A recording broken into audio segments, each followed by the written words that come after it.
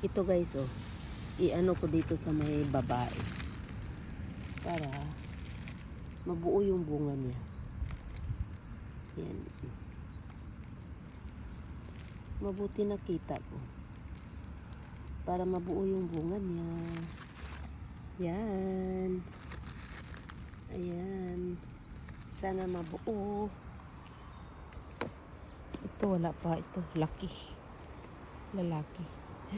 Kaya ang aking mga cabbage is napakalaki. Ito asparagus. Dami ko na nakuha dyan.